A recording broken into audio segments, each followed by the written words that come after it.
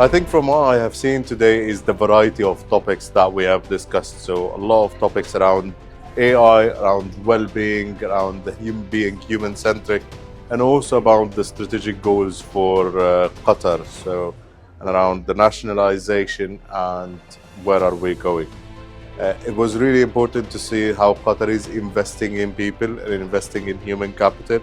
I think this is why it makes this conference really thought-provoking, and different people with different backgrounds coming together between consultancy, learning, professional body, government, everybody coming to provide their input and their vision for the future.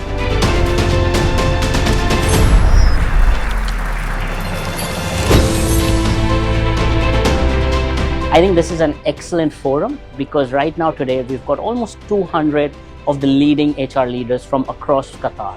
Different industries from banking, financials, manufacturing, retail, all of them coming together and sharing and discussing what's their biggest pain points. How are they looking at technology? How are they concerned about AI impacting HR, AI impacting their teams as well as the employees?